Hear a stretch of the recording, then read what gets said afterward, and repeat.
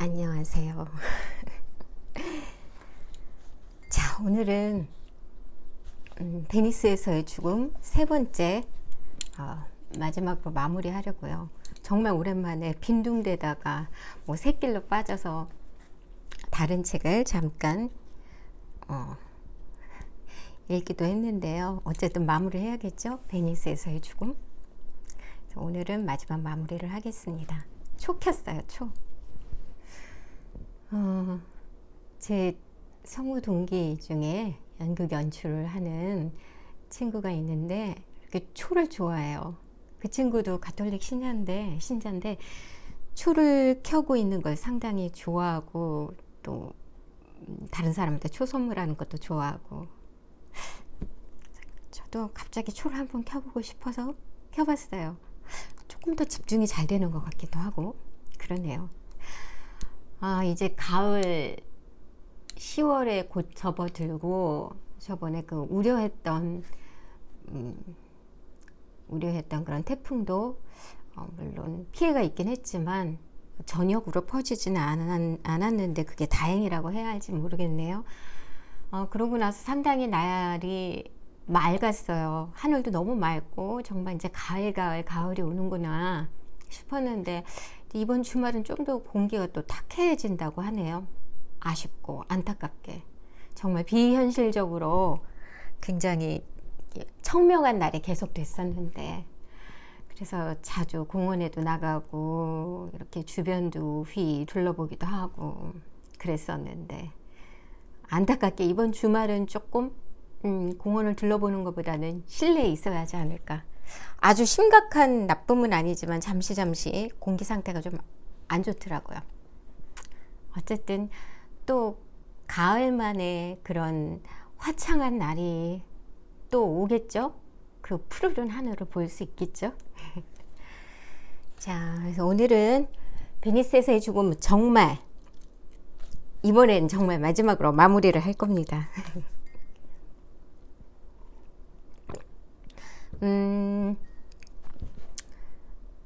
주인공 아센바하가 베니스로의 여행을 떠나서 뭔가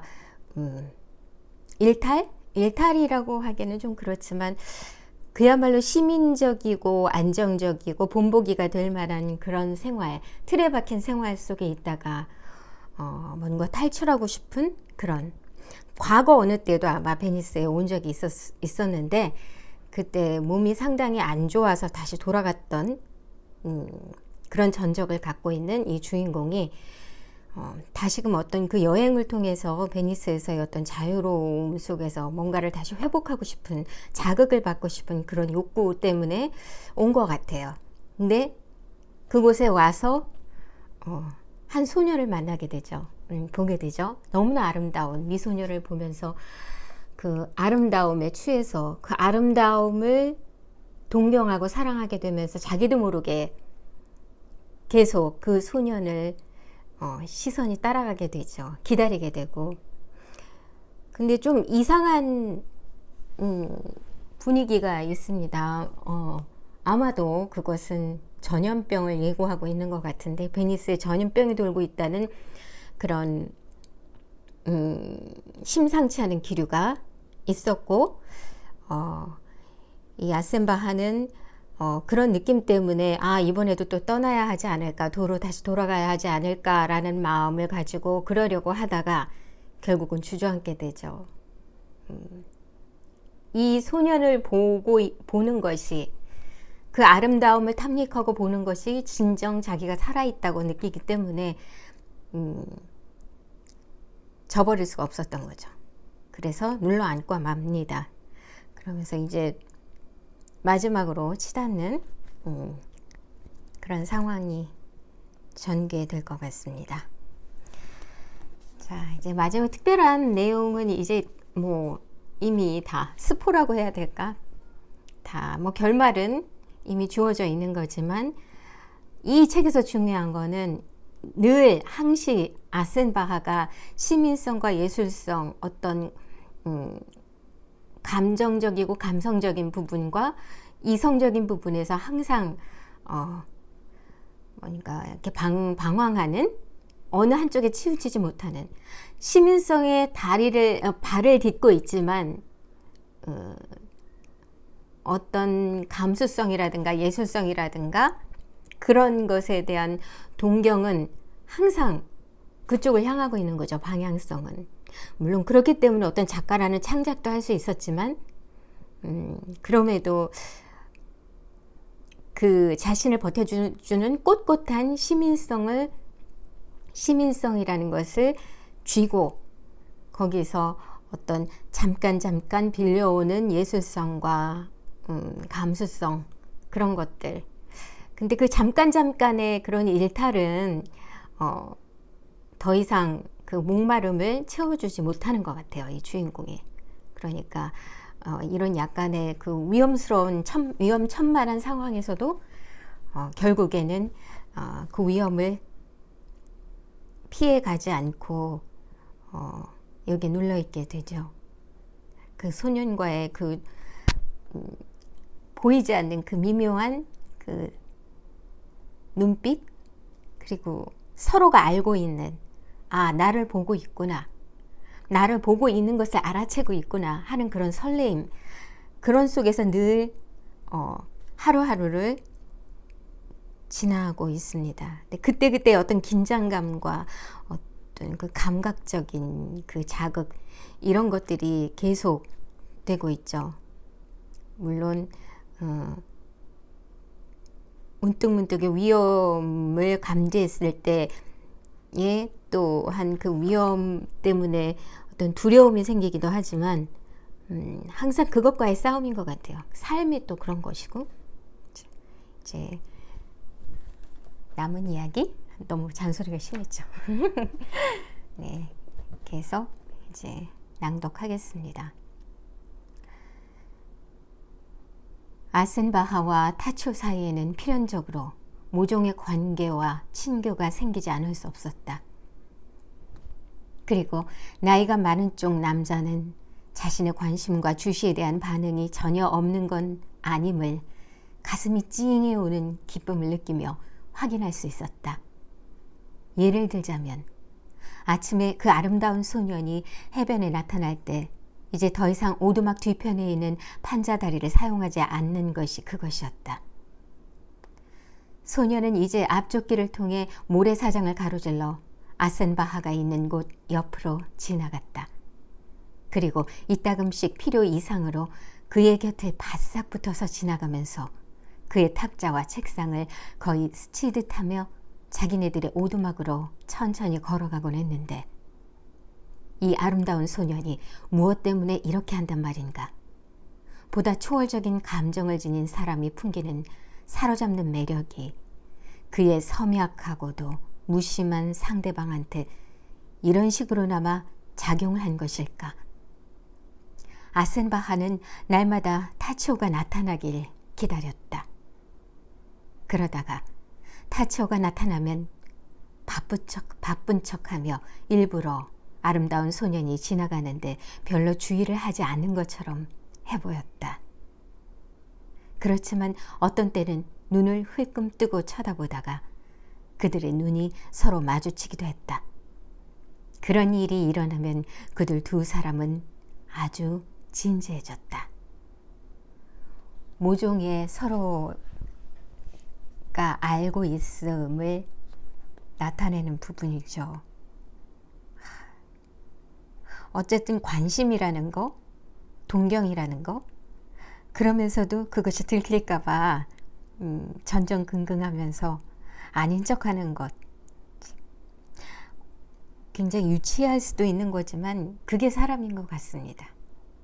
무엇이건 자기가 바라보는, 자기가 동경하는 대상이건 사람이건 마치 그것을 동경하지 않는 것인 양 자기도 모르게 자동적으로 그렇게 되는 것 같아요.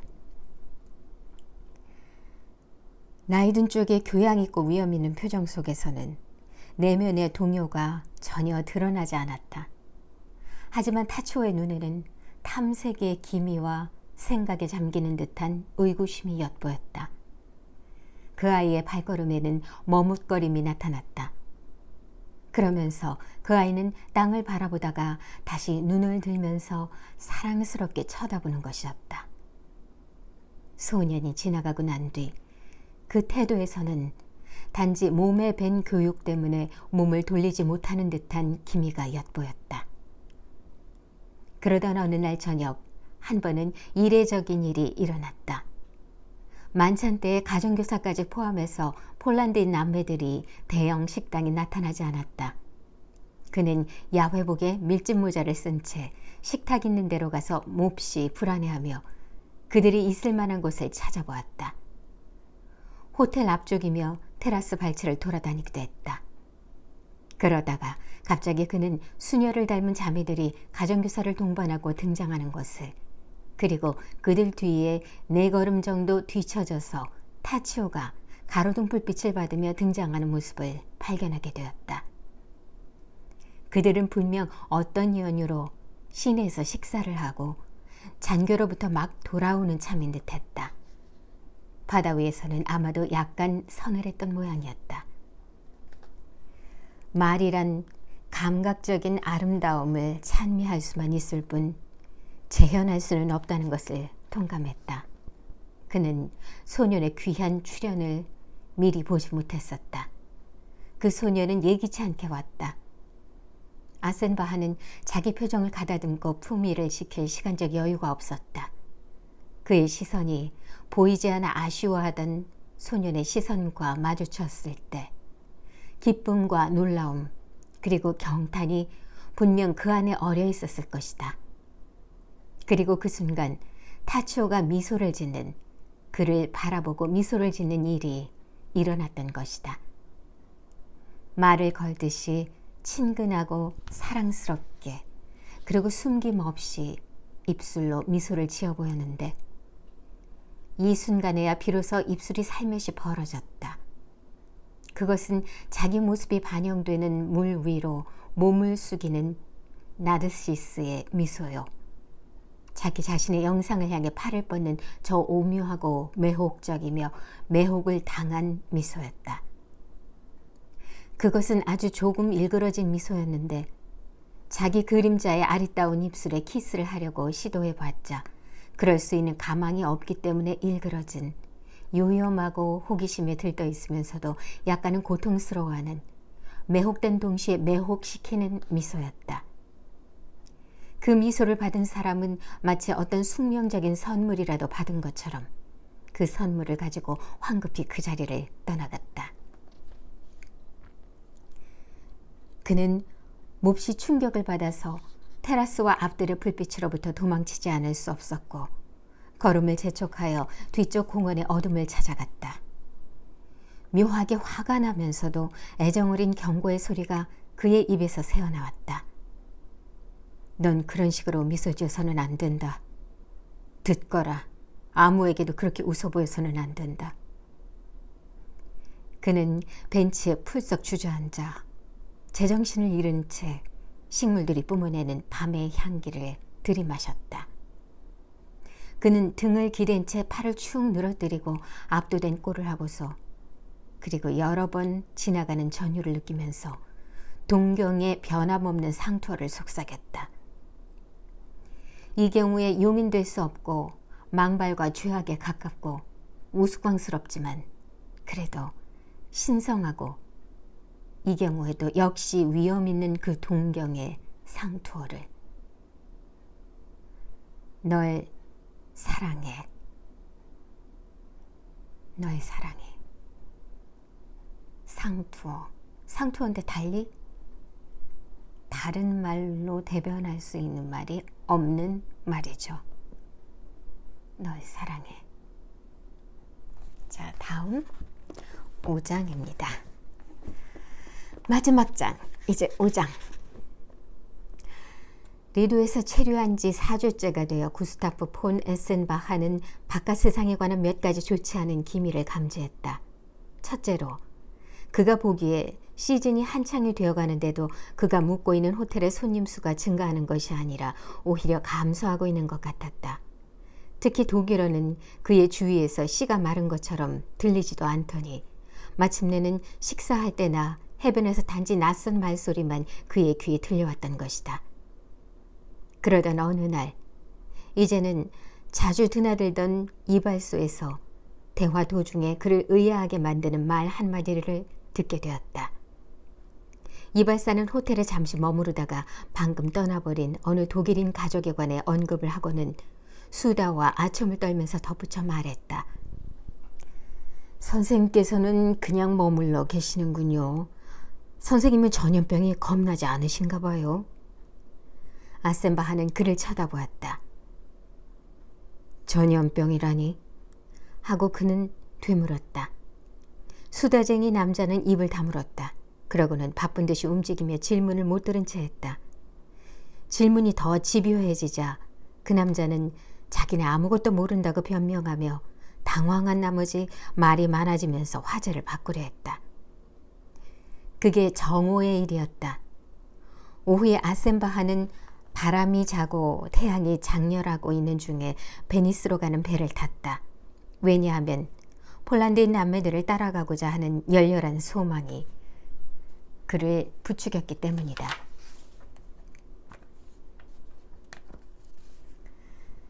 그들이 조금 전에 그 동행자와 함께 잔궤로 향하는 길목에 접어들고 있는 것을 보았던 것이다. 아센바하는 자기의 그 우산을 산 마르코에서 발견하지 못했다. 그런데 광장의 그늘진 쪽에 있는 철제 원형 탁자 앞에 앉아 차를 마시고 있는데 그는 불현듯 공기 중에서 이상한 향기를 맡았다. 그러고 보니 이 향기는 이미 며칠 전부터 그가 의식하지 못하는 사이에 그의 감각을 건드려온 듯했다. 어떤 들큼한 약재 냄새 같은데 그 냄새는 불행, 상처, 그리고 수상쩍은 청결함을 연상시켰다. 그는 냄새를 맡으며 그 냄새가 무엇인지 곰곰이 생각해 보았다. 그는 가볍게 식사를 끝내고 광장을 떠나 사원 맞은편 쪽으로 갔다. 좁은 골목으로 들어서자 냄새는 더욱 강해졌다. 길모퉁이에서는 인쇄된 벽보들이 붙어 있었다. 요즘 날씨에 흔히 생기는 위장계통의 어떤 질병 때문에 주민들에게 굴과 조개를 먹지 말고 운하의 물도 조심하라는 시정 당국의 경고였다. 그 공고의 성격이 사실을 미화하고 있는 것이 분명했다. 사람들은 침묵을 지키며 다리와 광장 위에 무리를 지어 서 있었으며 이 이방인은 뭔가를 알아채고 골똘히 생각에 잠긴 채 그들 가운데 서 있었다. 산호를 끈 장식용 끈과 모조 자수정 장신구 사이에 기댄 채 아치형 문 안에 서 있는 한 상점 주인에게 아센바하는 그 불길한 냄새에 대한 설명을 요청했다. 그 남자는 힘겨운 눈으로 그를 가늠해 보더니 재빨리 쾌활하게 되었다. 일종의 예방책입지요, 선생님. 그는 몸짓을 섞어가며 대답했다. 경찰에 마땅한 조처입니다. 이런 날씨는 답답한 데다가 시로코 열병은 건강에 좋지 않지요. 요컨대 이해하셔야죠. 아마 지나치게 조심하는 것일 수도 있고. 아센바하는 그 사람에게 고맙다는 말을 하고서 계속 걸어갔다. 자신을 싣고 리도로 되돌아가는 배에서도 아센바하는 이제 방역 소독약의 냄새를 맡게 되었다. 숨기려는 게로구나 하고 아센바하는 흥분하여 마음속으로 뇌까렸다. 그러면서 신문들을 탁자 위에 도로 집어던졌다. 그걸 말하지 않고 숨기려 하다니. 그러나 동시에 그의 마음은 외부 세계가 바야흐로 빠져든 모험적 상황에 대한 만족감으로 가득 차올랐다. 왜냐하면 일상의 확고한 질서와 안녕은 범죄에 적합지 않은 것과 마찬가지로 정열에도 적합지 않기 때문이다. 즉 시민적인 사회 조직의 모든 이완이라든지 세상의 온갖 혼란과 재난은 정열한테는 환영할 만한 일임에 틀림없는 까닭이다. 그러니까 정열은 그렇게 됨으로써 자기에게 이익이 돌아올 것을 막연하게나마 희망할 수 있기 때문이다. 왜 이렇게 오늘 기력이 딸리는 걸까요? 잠시 좀 이거 좀 마시고 옮겼어요, 자리.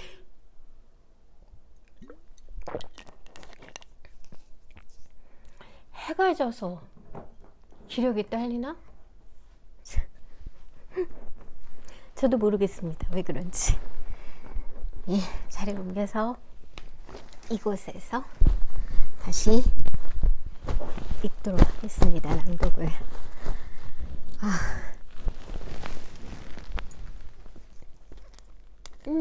왜 그러지?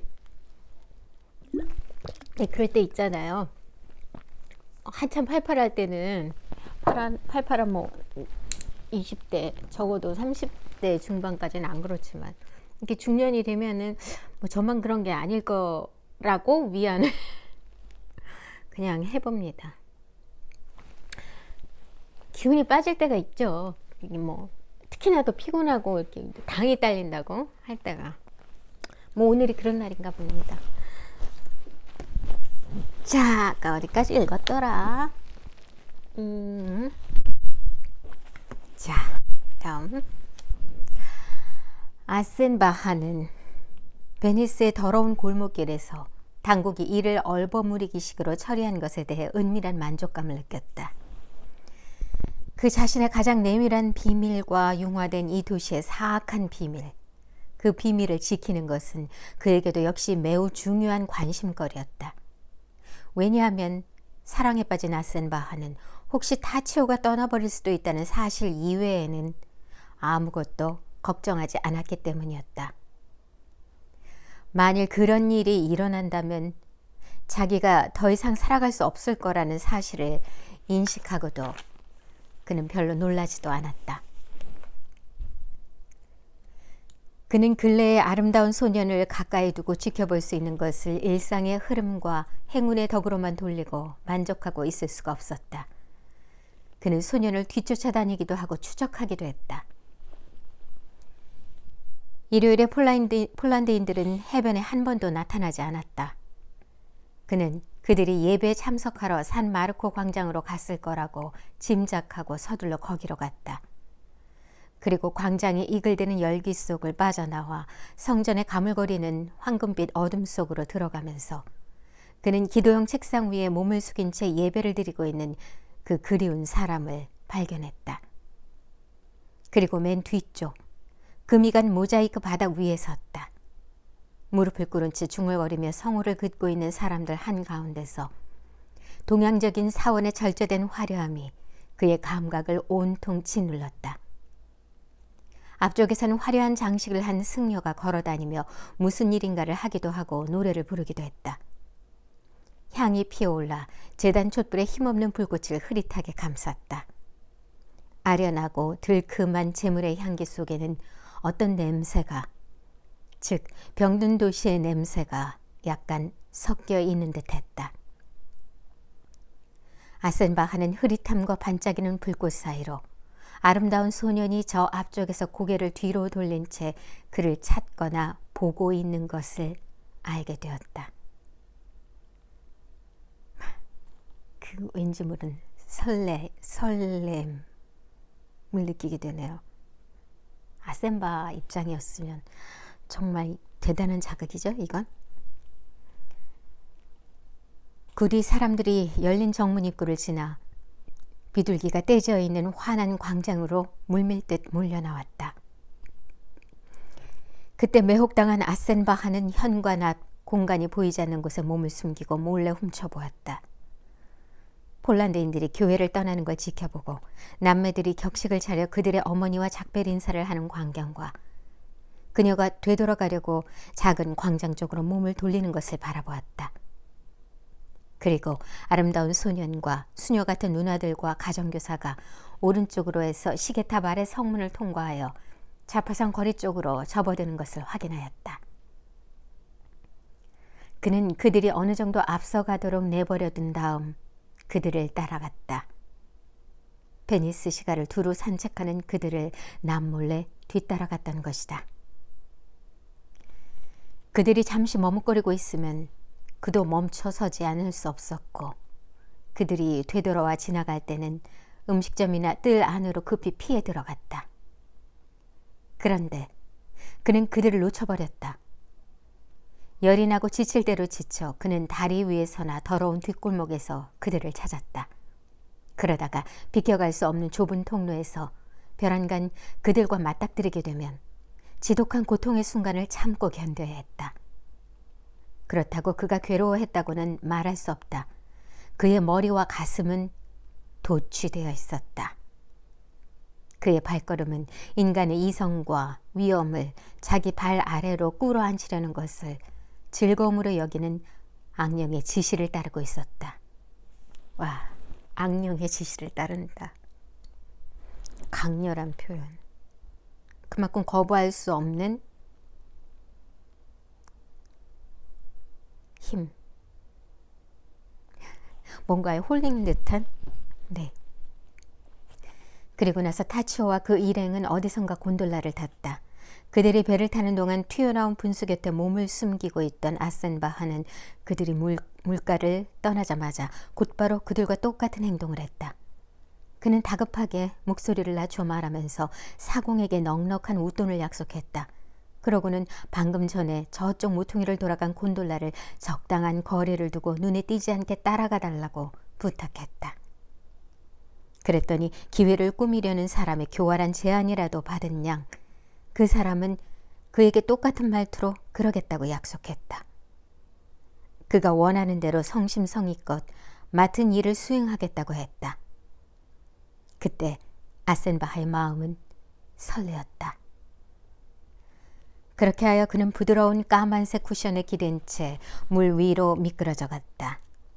그리고 흔들거리는 배를 타고 뱃머리가 뾰족한 까만색의 다른 조각배를 뒤쫓아갔다. 이것이 베니스였다.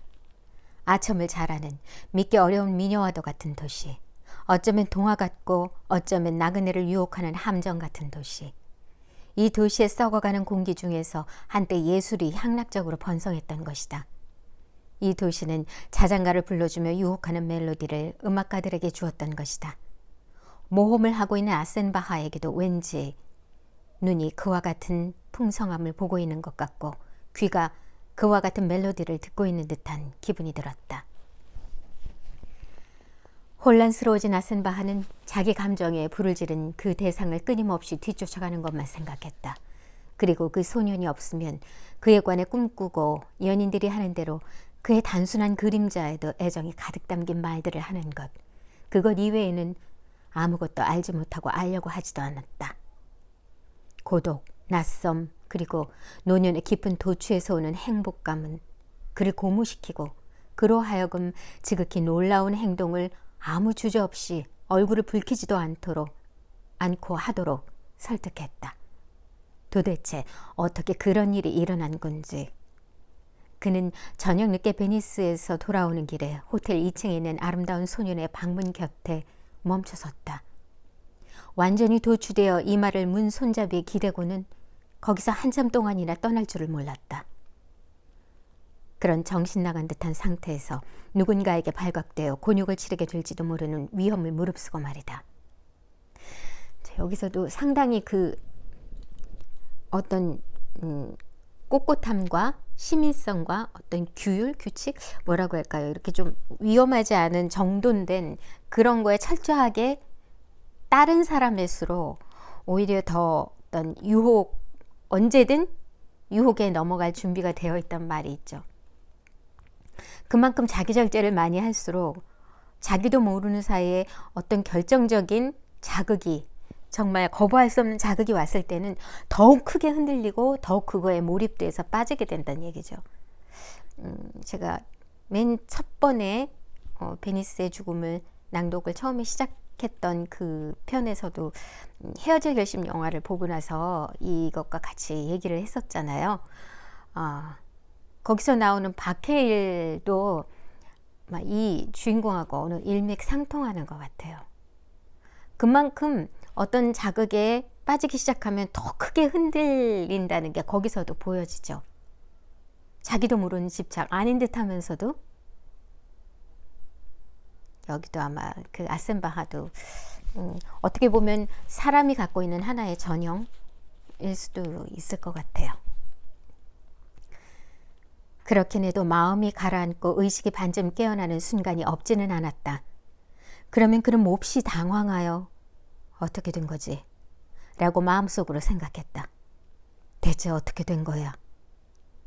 자연스러운 업적들로 인해 혈통에 대해 규적적인 관심을 갖게 되는 모든 사람들과 마찬가지로 그의 인생이 업적을 쌓고 성공할 때 그는 조상을 생각하고 그들이 보내는 갈채와 만족감 그리고 어김없는 존중을 정신적으로 재확인하곤 했다.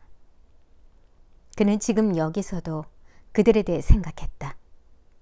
허용될 수 없는 어떤 체험 속에 얽혀든 채 너무나도 기묘한 감정의 방종에 빠져 있으면서도 자세를 가다듬는 엄격함과 그들 존재의 점잖은 남성다움을 추모했다. 그러자 우울한 미소가 흘러나왔다. 그들은 뭐라고 말할까? 도대체 그들이라면 그들의 삶에서 빗나가 타락하기까지 한 그의 온 삶에 대해서, 예술의 마력 속에 빠져버린 이런 삶에 대해서 뭐라고 말했을 것인가? 그는 언젠가 직접 그런 삶에 대해서 조상들의 선민적인 의미에 입각하여 너무도 가소로운 애송이의 견해를 내놓은 적이 있었다. 그도 소임을 다했다. 그들 중 몇몇과 마찬가지로 그도 군인이 되고 전사도 되었다. 왜냐하면 예술이란 전투이기 때문이었다. 왜냐하면 예술이란 전투이기 때문이었다. 오늘날에는 더 이상 쓸모가 없어져 버린 일종의 소모적인 전투 말이다. 극기와 불굴의 삶, 혹독하고 단호하며 절제하는 삶. 그는 그것을 시대에 걸맞는 매력적인 영웅 정신의 상징으로 형상화했다. 아마도 그는 그것을 남자답다거나 철저하다고 부를 수 있었을 것이다. 그리고 그를 사로잡은 사랑의 신 에로스는 특히 어떤 식으로든 그런 삶에 적합하고 애착을 지니고 있는 것처럼 여겨졌다. 그렇지만 그는 아주 용감한 사람들한테서 특별히 존경을 받지 않았던가? 심지어 용감함 때문에 그들의 도시에서 환영을 받지 않았던가? 옛날의 수많은 용사들은 그가 내리는 멍에를 기꺼이 짊어졌다. 왜냐하면 에로스가 내리는 굴욕은 전혀 굴욕으로 여겨지지 않았기 때문이었다. 그리고 다른 목적으로 그랬더라면 비겁함의 표징으로서 힐난받았을지 모르는 행동들, 예를 들어 무릎 꿇기나 서약, 애원, 그리고 비굴한 행위 등이 사랑하고 있는 이에게는 치욕적인 일이 되지 않았다. 그는 오히려 그렇게 함으로써 찬사를 받았던 것이다. 현혹된 사람 아센 바하의 사고방식은 그러했다. 그렇게 버티며 그는 자기의 품위를 유지하려 했다. 그러나 그와 동시에 그는 베니스 내부의 불미스러운 사건에 대하여 쉴 새 없이 탐색했고 끈기 있게 주의력을 집중시켰다. 전염병의 상황과 진전에 대해 새롭고 확실한 뭔가를 알아내려는 데 온 정신이 팔린 그는 시내에 있는 커피숍에서 국내 신문들을 샅샅이 찾아보았다. 호텔의 신문대로부터는 이미 여러 날 전부터 신문들이 사라져버렸기 때문이다. 신문엔 주장과 반박이 엇갈리고 있었다. 발병 건수가 20건, 30건, 아니 어쩌면 100건이나 그 이상에 달할지 모른다고들 했다. 거기에 이어 분명하게 부정은 못하지만 모든 전염병의 발생은 아주 드문 일이며 외부에서부터 올마온 탓이라고 했다. 이탈리아 당국의 위험스런 장난에 대해 경각심을 불러일으킬 만한 우려와 항의가 여기저기 끼어 있었다. 확실한 것은 알아낼 수가 없었다. 대체 어째서? 하고 손님인 아센바하는 지나가는 투로 헐렁하게 물었다. 도대체 왜 얼마 전부터 베니스를 소독하지요? 그건 말입니다. 하고 살살 다니는 남자가 대답했다. 경찰 당국의 조처입니다. 그렇지요. 무덥고 예외적으로 기온이 높은 날씨 때문에 발생할 수도 있는 공중보건상의 모든 폐해나 장애들을 직무상 제때 막아보려는 것이겠지요. 칭찬받을 만한 경찰이군요. 하고 아센바하는 대꾸했다. 그런 다음에는 기상에 관한 몇 가지 견해들을 교환한 뒤에 지배인은 인사를 하며 물러갔다. 같은 날 저녁 만찬을 마친 후에 시내에서 온 거리에 가수들 한 패가 호텔의 앞뜰에서 공연을 하였다. 아센바하는 테라스 난간 곁에 앉아 있었는데 석류열매 주스와 소다수가 혼합된 음료수로 이따금씩 입술을 식히곤 했다. 그 음료수는 그의 앞쪽에 있는 유리잔에 담겨 타는 듯한 홍옥빛을 띠고 있었다. 그의 뇌는 시시한 소리들, 천박하고 애달픈 멜로디를 탐욕적으로 듣고 있었다. 왜냐하면 정열은 까다로운 감각을 마비시키기 때문이며 냉철을 유머러스하게 받아들이거나 내키지 않는다고 거부하는 자극적인 것과 아주 진지하게 관계를 맺기 때문이다. 그의 얼굴 표정은 어리광대 짓을 하는 남자의 뜀뛰기 때문에 굳어서 벌써 괴로운 빛이 도는 미소로 일그러져 있었다. 그는 느긋한 체하며 거기에 앉아있는 동안에도 그의 내면은 극도의 주의력 때문에 팽팽하게 긴장되어 있었는데 그것은 그와 6걸음 정도 떨어진 곳에서 타치오가 돌란간에 기댄 채 서 있었기 때문이었다.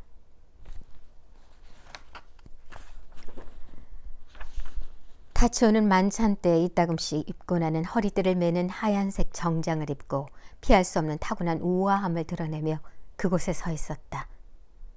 왼쪽 팔을 가슴 위에 올려놓고 두 발을 꼬고 오른손은 허리에 받친 채였다. 얼굴에는 미소의 흔적이 없었다. 단지 아련한 호기심에 불과한 공손한 응대의 표정으로 그 아이는 그 떠돌이 가수들을 내려다보고 있었다. 간혹 고개를 들어 똑바로 쳐다보다가 시선을 거두기도 했다. 그러고는 가슴을 확 펴고 두 팔로 가죽 허리띠를 두른 하얀 웃도리를 아래쪽으로 끌어당기곤 했는데 그 팔동작이 아름다웠다. 그런데 그 늙어가는 사람은 이따금 어떤 사실을 알아차리고 승리감을 느낌과 동시에 이성이 어지러워짐을 느꼈다. 놀라기도 했다. 그것은 소년이 머뭇거리며 조심스럽게 아니면 마치 어떤 기습적 행동처럼 빠르고 갑작스럽게 머리를 왼쪽 어깨 너머로 돌려 자기를 사랑하는 사람의 좌석 쪽을 돌아보는 것이었다. 자, 이쯤에서 그 사이의 이야기들을 이제 잠깐 축약을 한 다음에 이제 뒷부분으로 이어져야 될 것 같아요. 이렇게 아센바하가 심상치 않은 상황을 파악을 했죠. 베니스에서의 어떤 전염병이 돌고 있다는 어떤 증거라든가 이런 것들을 알게 되었는데 그것에 대해서 어떤 두려움을 갖고 있고 또 그것으로부터 도망쳐야 하지 않을까 그런 생각을 가짐과 동시에 그러면 내가 기존에 있던 어떤 시민성에 입각한 어떤 의식 있는 사람으로서의 명망받는 사람으로서의 아센바하인 본인으로서라면 하루빨리 타치오의 가족들에게 가서 이 사실을 전하고 떠나기를 종용하고 본인도 쿨하게 타치오와 이별을 해야겠죠. 그런 생각을 안 해본 것은 아니지만 하지만 자신이 없어요. 그 아름다운 소년과 영 이별을 한다. 그리고 그 소년에게서 느껴지는 어떤 설렘과 자신이 살아있음을 느끼는 그런 것으로 이제 영원히 끝이 난다는 것은 정말 두려운 거죠. 하지만 또 전염병도 두려워요. 어떤 그런 것에 그냥 끊임없는 갈등, 이 작품에 흐르고 있는 그런 것이 가장 극대화되어 있는 장면 부분으로 치닫게 되는 거죠. 전염병이 눈앞에 임박해 왔을 때, 어떤 극단에 왔을 때 사람이 어떤 갈등의 가장 정점에 올라 있는 것, 클라이막스. 근데 여기서 결국은 그 갈망과 아름다움의 도취, 그곳에 무릎을 꿇습니다. 그러니까 기존의 아센바였다면 그렇지 않았겠지만 애초에 베니스에 올 때 어떤 동기부터가 어떤 지리하게 충실하게 칭찬받을 만큼의 자기의 기대에 어긋나지 않는 시민으로서의 생활, 작가로서의 명망, 이런 곳에서 좀 탈피하고 싶은, 노년에 왔을 때 어떤 살아있음을 느끼고 싶은, 하루를 살아도 이렇게 산다 뭐 이런 얘기 있잖아요. 하루를 살아도 산 것처럼. 아마 그런 계획이, 그런 동기로서 베니스에 왔었기 때문에 아마도 그 베니스에서 직접 어떤 그 아름다움에 취했을 때, 그 젊음에 취했을 때 아주 극도로 그 큰 어떤 그 매혹되었을 때 더 큰 동기부여가 됐던 거겠죠. 이 극단적인 어떤 공포스러운 두려움이 눈앞에 다가왔을 때, 그때 더욱더 격렬하게 거부할 수 없었던 그 아름다움의 매혹을 결국은 선택하게 되는 거죠. 그렇지만 늘 마음속엔 두려움이 있습니다. 그래서 어느 날 꿈속에서 그 두려움이 굉장히 공포스러운 환영으로 꿈속에 나타나요. 그것이 굉장히 뭔가 난잡하면서도 공포스러운 상황, 그리고 굉장히 피비린내 나는 상황, 이런 것으로 묘사돼서 마치 지옥과도 같은, 하지만 본인이 그곳에 있습니다. 꿈속에서 있을 본인이 그곳에 같이 섞여 있는 모습을 발견하죠. 하나의 복선. 그것에 대한 공포가 있지만 결국 그 안에 머무르고 마는 자신을 꿈속에서 보게 되고 공포에 질려 꿈에서 깨어나게 되죠. 그러고는 거울에 비친 자기 모습을 봅니다. 늙어버린 자기 모습, 지워버리고 싶은 자기 모습, 내 마음속에 내 열정과 내 어떤 것에 매혹된 나의 어떤 그런 마음은 다시 젊음으로 돌아갔는데 거울 속에 보여지는 나는 문드러진 모습인 거죠. 그리고는 이발소를 자주 찾아가게 되는 거예요. 거기서 이제 뭔가 좀 더 젊어 보이고 싶은 거죠. 셰익스피어의 소네트 중에 그런 게 있어요. 어떤 나르시스트적인 자아도취라는 개념에서, 그 사람은 누구나 조금의 어떤 자아도취는 있지만 젊은 시절에는 그냥 그 모습 그대로, 그냥 그게 다 자기인 양 그것에 빠져서 자아도취가 돼 있지만 어느 날 거울 앞에서 봤을 때 자기 속은 변하지 않았는데 겉으로 어떤 문드러진 자기 모습을 발견하게 되죠. 그런 와중에 어떤 젊은 대상에 대한 그 매혹과 사랑을 느꼈을 때 다시금 젊음을 찾은 듯한 활력이 생기면서 그 환희는, 그 얼굴에 나타나는 그 환희는 여느 젊은이 못지않은, 그래서 사랑을 하면 예뻐진다는 얘기 있잖아요. 그 사랑을 하면 예뻐진다는 거, 그런 것처럼 정말 그 환희로운 아름다운 젊음의 표정을 갖게 되죠.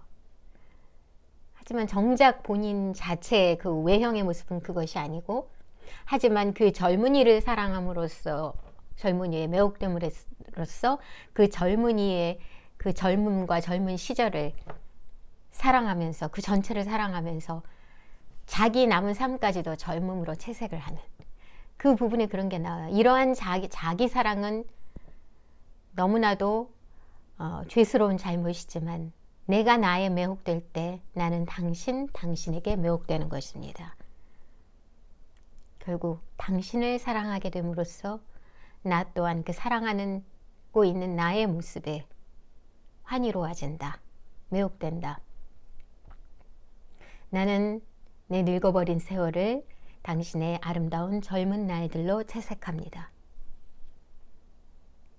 정말 여러 가지 복잡단단한 그 감정이 그 시 안에 다 들어가 있는 것 같아요. 열정, 젊음, 사랑을, 젊음을, 열정을 갈구하는, 그것을 애정하는, 그것에 매혹돼 버리는 인간의 심리, 그리고 그 모두를 취하고 싶은 욕망, 그런 게 그 시에 나타나죠. 여기서도 그 아센바는 그랬던 것 같아요. 그러고는 이제 자기 모습을 한껏 꾸밉니다. 이발소에 가서 자주 이렇게 가서 자기 몸을 치장하게 되죠. 그리고 이제는 점점 이제 마지막으로 치닫게 됩니다. 그 타치오 일행들은 외형으로 봤을 때 굉장히 단단해 보였던 부인의 모습처럼 그 어떤 것에도 두려워하지 않는 그 부인의 심성 때문인지 아니면 미처 그 소식을 못 들은 것 때문인지 그들 또한 아직 떠나지 않고 있어요. 그러니까 당연히 이 아센바하도 떠날 수 없는 거죠. 자, 며칠 뒤에 구스타프 폰 아센바하는 몸이 불편했기 때문에 평소보다 좀 늦은 아침 시간에 해수욕장 호텔을 나섰다. 그는 그 어떤 현기증, 확실히 육체적인 것만은 아닌 듯한 현기증에 맞서 싸워야 했는데 그 현기증과 동시에 불안감이 급격히 치솟았고 외부 세계와 관련된 건지 아니면 그 자신의 존재와 관련된 건지 분명치 않은 탈출구도 없고 전망도 없는 듯한 느낌이 들었다. 호텔 현관에서 그는 운송하기 위해 늘어놓아는 엄청난 분량의 짐들을 보았다. 그래서 한 수위에게 여행을 떠나는 사람이 누구냐고 물어보았더니 그 대답으로 그 폴란드 귀족의 이름을 듣게 되었는데 그것은 그가 이미 남몰래 짐작하고 각오하고 있었던 바로 그 이름이었다. 결국은 타치오 일행이 떠난다는 소식이죠. 그의 수척한 얼굴 표정이 전혀 변하지 않은 가운데 그는 그 이름을 드러넘기면서 굳이 알 필요는 없지만 그저 지나가는 길에 그냥 알아둔다는 식으로 잠깐 고개를 쳐들었다. 그러고는 한마디 더 물어보았다. 언제 떠나지요? 그러자 수희가 대답했다. 점심 식사 후에요. 그는 고개를 끄덕이고 바다로 나갔다. 결국 이제 끝이 보이는 거죠. 사랑하는 매혹적인 그 소년도 이제는 곧 떠나야 되고 이제는 이유가 더 이상 여기 있을 이유는 없었고 모든 어떤 의지, 어떤 그 활력, 내지는 여러 가지 그런 것들이 이제는 더 이상 생겨날 일이 없는 거죠. 죽음과도 같은 거예요. 이 사람한테는 이미 정신으로는 이 순간 죽음으로 갔다고 봐야겠죠. 타치오에 떠난다는 그 소식 자체가 어떤 그 전염병으로 인한 죽음보다도 이미 더 큰 죽음이 이 소식과 함께 정신적으로 이미 죽음으로 다가갔다고 봐야 될 거라고 봅니다. 거기는 쓸쓸했다. 해안에서 가장 가까이 뻗어있는 모래톱과 해안선을 가르고 있는 널따랗고 얕은 바닷물 위로는 잔물결이 일어 앞에서부터 뒤쪽으로 밀려나가고 있었다. 한때는 그토록 다채롭게 생기가 넘쳤으나 이제는 거의 황량해진 휴양지에는 가을 기운이 잔존한 쇠락의 기미가 감돌고 있었다. 그곳 모래는 이제 더 이상 깨끗하게 관리되지 않았다. 언뜻 보기에 주인이 없는 듯한 사진기가 삼각대 위에 놓인 채 물가에 세워져 있었다. 그 위를 덮고 있는 검은 천이 제법 서늘해진 바람에 펄럭이며 휘날리고 있었다. 타치오는 아직까지 남아있는 서너 명의 친구들과 함께 자기네 오두막 앞 오른편에서 놀고 있었다. 아센바하는 해변 오두막들이 쭉 늘어선 열과 바다의 중간쯤 되는 곳에 접는 의자를 놓아두고 담요를 무릎 위에 덮은 채 가만히 앉아 다시 한번 그 소년을 지켜보고 있었다. 여자들이 떠날 채비를 하느라 바빠서 눈여겨보지 않게 된 놀이는 질서가 없어지고 엉망이 돼가는 것 같았다. 벨트맨은 정장을 입은 포마드를 바른 새까만 머리를 하고 있는 야슈라 불리는 당차게 생긴 소년이 얼굴에 모래를 뿌린 데 대해 흥분해서 타치오에게 씨름을 하자고 강요했다. 그 씨름은 몸이 약한 미소년이 쓰러지는 것으로 금방 끝이 났다. 그러나 마치 보다 못난 소년의 헌신적인 감정이 작별의 시간이 다가오자 잔인한 야비함으로 돌변하여 오랜 예속관계에 대해 복수를 하려는 것처럼 이긴 소년이 그러고도 아직 밑에 깔린 소년을 놓아주지 않고 무릎으로 그의 등을 찍어 누르고는 그의 얼굴을 모래 속에 처박아 누르고 있었다. 그렇지 않아도 싸움으로 인해 숨이 차있던 타치오는 질식해 죽기 직전이었다. 위에서 내리누르는 소년을 떨쳐버리기는 타초의 노력은 꿈틀거림에 필사적으로 시도되다가 몇 초 동안 완전히 중단되었다가 이제는 단지 경련을 일으키는 것처럼 간헐적으로 되풀이될 뿐이었다. 경악한 나머지 아셈바하가 구출하러 가려고 벌떡 일어나는 순간 마침 그 난폭한 소년이 자기 희생자를 풀어주었다. 몹시 창백해진 타치오는 반쯤 몸을 일으킨 채 한쪽 팔로 땅을 짚고는 헝클어진 머리에 어둡게 그늘진 눈빛으로 몇 분 동안 꼼짝도 하지 않고 가만히 앉아 있었다. 이윽고 그는 완전히 일어나서 천천히 그곳을 떠나갔다. 처음에는 유쾌한 목소리가, 나중에는 불안해하고 애원하는 듯한 목소리가 그를 부르고 있었다. 그는 못 들은 척했다. 그 까만 머리 소녀는 자기의 지나친 장난에 대해 금방 후회가 되었는지 타초를 뒤따라가서는 그와 화해를 하고자 시도했다.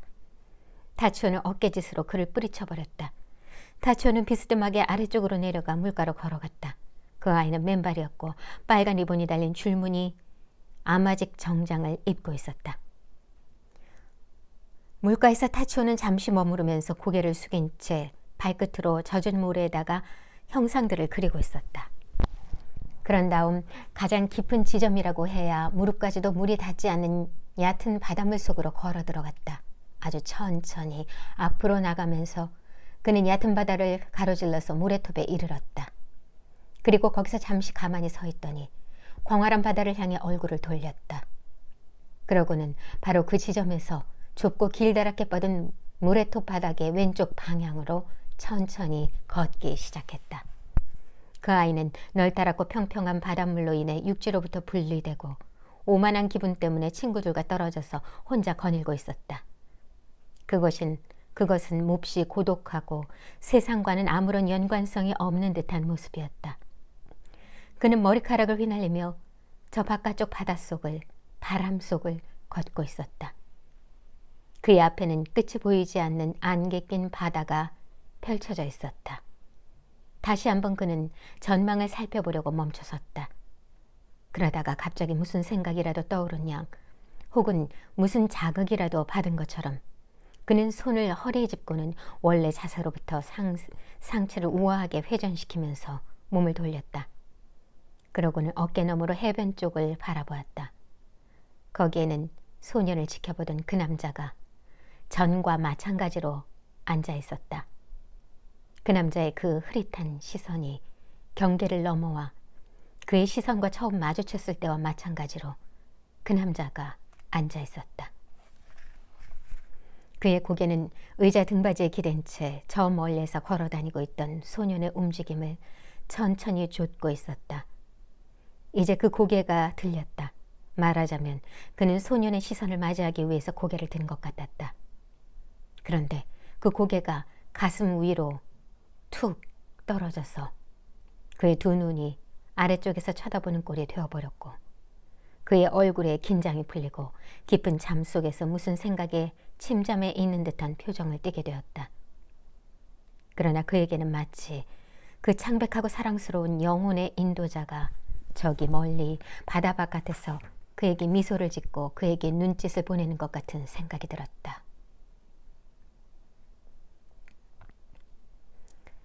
마치 그 소년이 허리에서 손을 떼어 바깥바다를 향해 손짓을 해보이고 그 광막한 약속의 바다 안으로 자기가 앞서 둥실둥실 떠가는 것 같았다. 그래서 그는 지금까지 자주 그래왔듯이 그를 따라가려고 일어섰다. 몇 분이 지나갔다. 그때서야 사람들이 의자에 앉은 채 옆으로 쓰러져 있는 그 남자를 구하려고 급히 달려왔다. 그는 자기 방으로 옮겨졌다.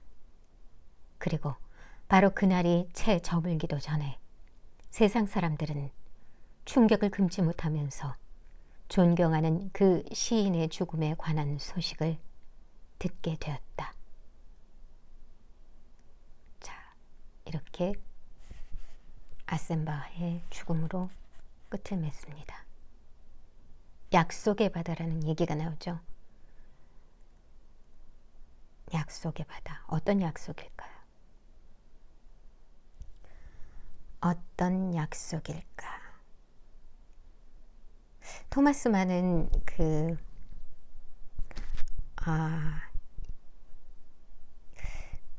여기서 헤르메스가 망자의 죽은 사람의 영혼을 명부로 안내할 때 앞서서 걸어가는 게 아니고 앞서서 이렇게 둥둥 떠간다고 상상한 것 같아요. 그런 것 같다고 합니다. 아마 괴테의 파우스트에서도 이런 발상이 나온다고 하네요. 둥실둥실 떠가는, 앞서가는 게 아니라, 앞서서 이렇게 걸어가는 게 아니라 앞서서 둥둥 떠간다. 바다가 의미하는 게 뭘까요?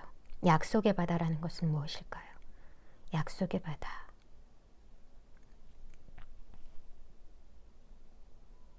네, 이렇게 베니스에서의 죽음이 끝이 났습니다.